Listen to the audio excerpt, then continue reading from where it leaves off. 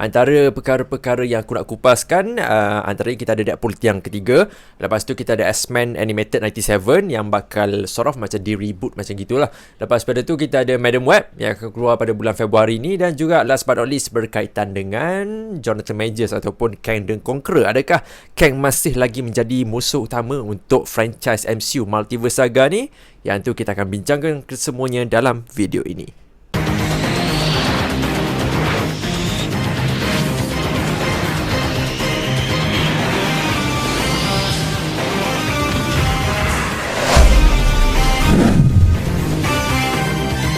Alright, hello, Assalamualaikum semua. Welcome back to Phoenix Vincent YouTube channel di mana kita membahaskan berkaitan dengan pop culture, especially berkaitan dengan Marvel lah. Dan recently dalam beberapa minggu ni ada banyak sebenarnya beberapa perkara yang kita boleh bahaskan. Antaranya berkaitan dengan Madam Web dan banyaklah Deadpool lah. Sebagai Deadpool antara perkara yang aku paling nak elak sebenarnya lah. Tapi aku rasa perkara ni boleh saja dikongsikan sebabnya ianya datang daripada official studio sendirilah, daripada Jepun. Tapi tak apa, yang tu pasal Deadpool. First and foremost aku nak kupas dulu berkaitan dengan Madam Web.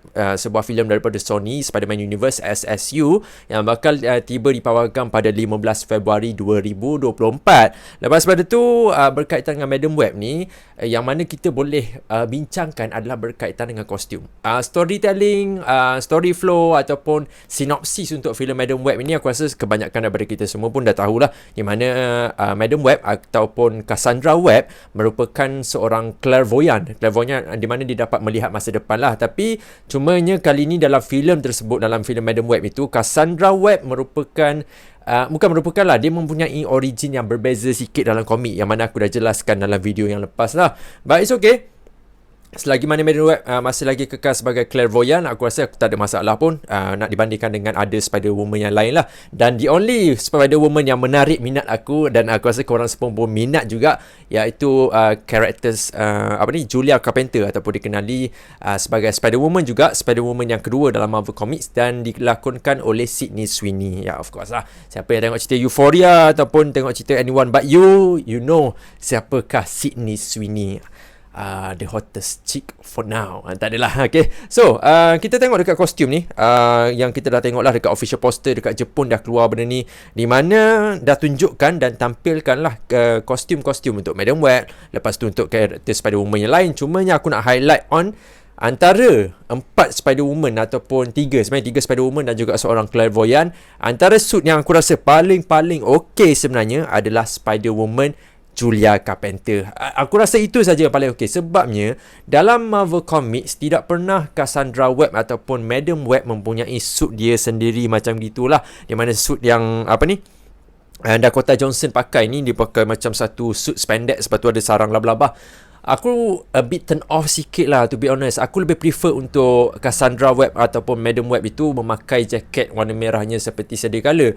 Tapi sebenarnya pun dalam Marvel Comics yang memakai jaket warna merah tu lebih dekat dengan Julia Carpenter. Nanti aku jelaskan lebih dalam lah. Sebabnya dalam komik Madam Web ini, dia tak ada kostum macam itu. Dia hanyalah, dia melekat dekat kursi dia, ataupun dikenali sebagai Web of Life lah, yang diciptakan oleh mendiang suami kepada Cassandra Webb ni kan. But aku nak puji salah satu kostum yang aku rasa dekat gila ataupun boleh dikatakan ada percentage comic accurate yang sangat tinggi, iaitu suit Julia Carpenter Spider-Woman lah, yang dilakonkan oleh Sydney Sweeney. Memang agak seiras sebenarnya daripada Marvel Comics, semuanya aku tak prefer this one. Aku tak suka dekat suit Sydney Sweeney punya Spider-Woman ni, disebabkan dia punya laba-laba tu, logo tu dia macam bersambung-sambung tau. Kalau dalam komik aku lebih prefer dia macam satu logo laba-laba, sama seperti macam Venom. Aku lebih prefer macam tu.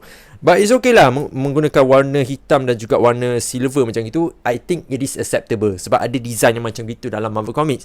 Cumanya one of the thing yang aku concern jugalah, iaitu berkaitan dengan topeng untuk Spider-Woman Julia Carpenter. Aku tak faham kenapa diorang tak go for all white untuk mata tu kan. But it's okay lah, mungkin tak nak menutup muka ataupun raut wajah untuk muka Sydney Sweeney kan. Macam rugilah kalau pakai topeng ada mata besar warna putih sampai muka Sydney Sweeney tak nampak kan. And even ada beberapa klip yang ditunjukkan dekat dekat Twitter kan, di mana Sydney Sweeney dia cakap one of the best moment untuk mempamerkan karakter Spider-Woman ini adalah di mana Spider-Woman kebanyakan masanya dalam Marvel Comics dia tergantung macam gitu, dia tergantung daripada atas ceiling tergantung sampai ke bawah. Memang benda tu memang betul-betul ada pun dalam komik. And even psychic web ataupun Psy Web yang Spider-Woman Julia Carpenter gunakan pun ada juga dalam filem ni.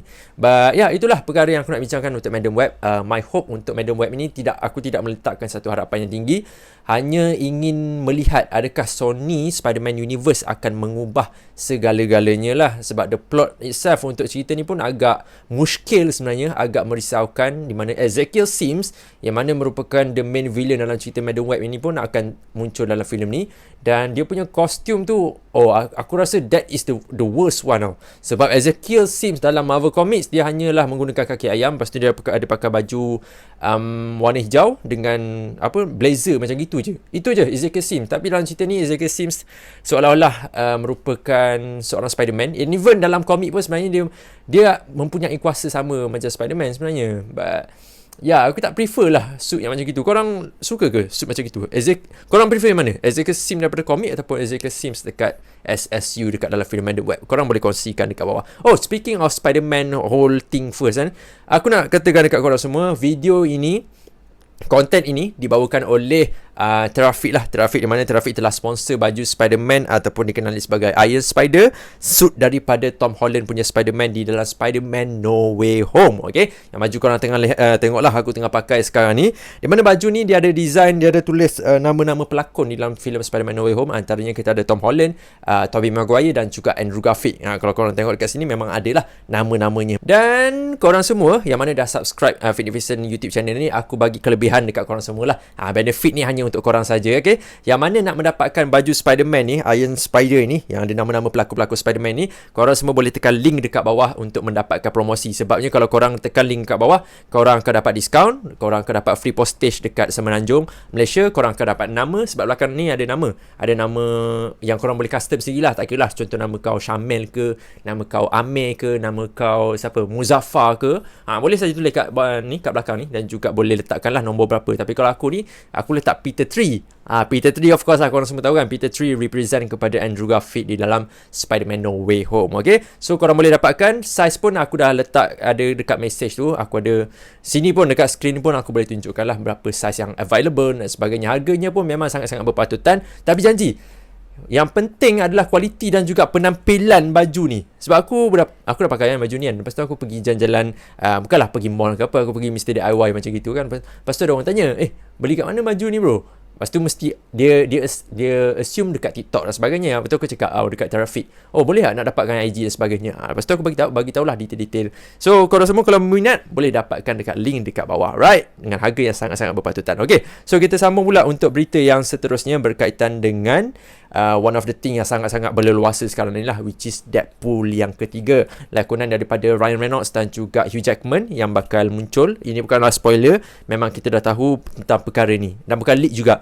Dan sekarang ni Deadpool yang ketiga mengalami fasa yang sama seperti Spider-Man No Way Home sebenarnya, di mana terdapat banyak gambar-gambar leak dan aku try untuk avoid sehabis baik yang aku boleh avoid lah. Cumanya knowing that dalam social media sekarang ni memang susah sikit nak avoid perkara-perkara tu. Dekat Twitter, dekat TikTok, semua orang dah share kan. So aku harapkan my subscribers yang korang tengah tengok video ni, elakkanlah daripada leak-leak tersebut supaya korang dapat enjoy 100% lah enjoyment untuk filem Deadpool yang ketiga. Okay? Tapi benda yang aku nak kongsikan dekat korang semua ni merupakan perkara yang sahih dan memang dah ada pun dekat official page untuk Marvel dekat Jepun sebenarnya, di mana mereka menunjukkan kepada orang apakah the first plot, first synopsis lah untuk filem Deadpool yang ketiga secara ringkas saja, di mana menunjukkan Deadpool dan juga Wolverine akan mengubah masa silam ataupun history untuk MCU.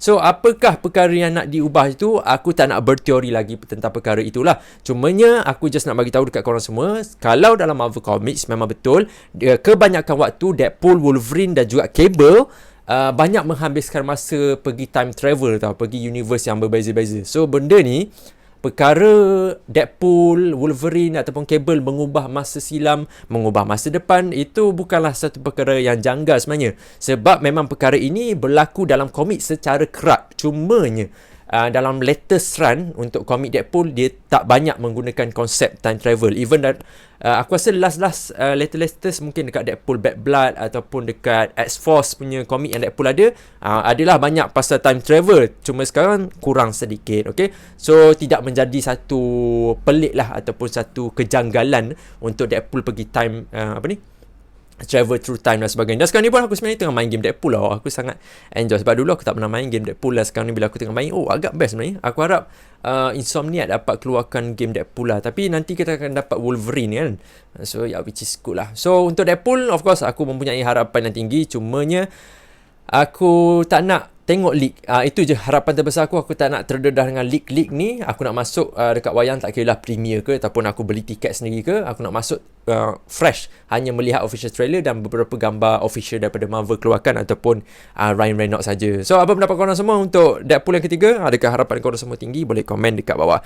Next stop, kita juga ada beberapa gambar first look untuk X-Men Animated 97 yang mana mempamerkan karakter-karakter seperti Cyclops ada. Lepas tu kita juga ada Jean Grey, kita ada Wolverine, kita ada Storm, kita ada Gambit, lepas tu kita ada Rogue, kita ada Jubilee, lepas tu Beast, dan itulah antara poster-poster, bukan poster lah, gambar-gambar penampilan animasi untuk X-Men Animated 97. Yang mana kalau kita saksikan, sepatutnya cerita ni keluar pada tahun ni kan. Tapi X-Men is currently slated to release sometime in 2024. Sepatutnya animasi ni, X-Men ini bakal keluar pada tahun 2024 ni lah. Berkemungkinan lah, aku rasa my assumption dia keluar selepas Deadpool yang ketiga kot, which will make sense lah kenapa disusun sebegitu. Contoh Deadpool 3 berkemungkinan akan mempamerkan karakter-karakter X-Men ataupun daripada Fox Universe yang lama dahulu kan.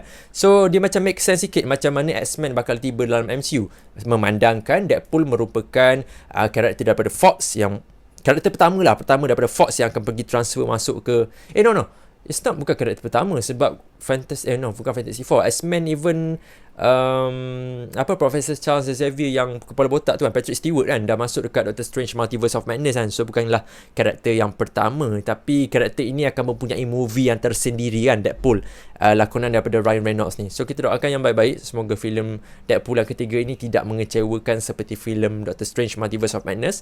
But aku mempunyai harapan yang tinggi lah untuk Ryan Reynolds, Hugh Jackman dan juga even pengarah untuk Deadpool yang ketiga lah, iaitu Sean Levi. So itu dia untuk Deadpool. Dan last but not least, kita akan borak pasal ni pula, berkaitan dengan The Big Bad untuk Multiverse Saga ataupun Kang the Conqueror, yang mana telah pun di-build up dekat beberapa projek dalam MCU. Contohnya seperti dekat series Loki, Ant-Man and the Wasp Quantumania. Apa lagi yang ada? Aku rasa antara dua tu je yang ada untuk Kang kan. Which is lakonan daripada Jonathan Majors lah. Dan kita dapat tahu juga memang betul Jonathan Majors sudah pun dibuang daripada Marvel dan juga dibuang daripada watak Kang the Conqueror. So the only option, ada beberapa yang viral baru ni, adalah untuk recast ataupun menggantikan Kang the Conqueror, menggantikan dengan Dr. Doom yang akan menjadi The Big Bad untuk MCU sekarang ini. So daripada beberapa report yang aku dapat sekarang ini, which is boleh jadi betul, boleh jadi tak salah. Ini bukan leak lah, ini hanyalah macam tanggapan sajalah. Ada yang mengatakan berkemungkinan Marvel sekarang ini sudah pun memilih jalannya adalah untuk merecast Kang the Conqueror lah. Siapakah pelakon yang bakal melakukan Kang the Conqueror masih lagi tak diketahui. Tapi sebenarnya ini adalah perkara yang baik dan juga perkara yang buruk lah sebenarnya. Betul, Marvel memang betul nak recast Kang the Conqueror. Bermaksud dekat situ Marvel masih lagi nak menggunakan khidmat Kang the Conqueror, okay? Tapi cumanya pelakon yang berbeza, which yang mana boleh masuk akal lah. Sebab multiverse ni bukan ada muka kau je ada, muka berbeza tapi nama kau pun ada juga, macam gitu kan. Tapi the good and the bad apa yang baik dan juga apa yang buruknya, of course dia recast, maksudnya kita masih lagi boleh melihat impact Kang the Conqueror lah dalam MCU. Cumanya perkara yang buruknya, berkemungkinan diorang akan transfer the hierarchy. Dia akan menukar hierarki daripada Kang the Conqueror menjadi The Big Bad, akan dijatuh-jatuhkan. Dan pasal kes Jonathan Majors ataupun Kang the Conqueror ni sedang Marvel letak tepi dulu, put aside dulu, biarkan reda dulu buat sementara waktu dan fokus on street level. That's why kita dapat projek seperti Echo dan memfokuskan Kingpin yang bakal menjadi Datuk Bandar untuk bandar New York satu hari nanti. Yang mana aku tak buat kan correct plot untuk Echo kan. Ya, aku lupa pasal benda tu. But itulah beritanya. Dia baik dan buruk lah. Sebabnya Kang the Conqueror berkemungkinan bukan lagi the big bad, tapi masih lagi ada penlibatannya. Sebab kita tahu Avengers 5 merupakan satu filem yang baru lah, satu filem team up yang baru. Sebelum ni kita ada Avengers Kang Dynasty, lepas tu baru Avengers Secret Wars. Tapi sekarang ni Avengers 5 saja. Apakah cerita yang bakal ditawarkan? Yang tu kita biarkan ianya reda dahulu. Dan nanti kalau aku dapat informasi-informasi yang sahih daripada studio-studio, bukanlah studio tu WhatsApp aku, tapi aku tengok daripada berita-berita dan sebagainya, aku akan sampaikan dekat korang semua. Okay? So itu saja berita-berita yang aku nak cover untuk hari ni, untuk video kali ni. Apa pendapat korang semua? Boleh komen dekat bawah. Thank you very much for your support. I see you guys in the next video untuk Finificent, Correct Plot, News, Rumors and everything. Okay? I see you guys next time. Assalamualaikum dan bye-bye semua.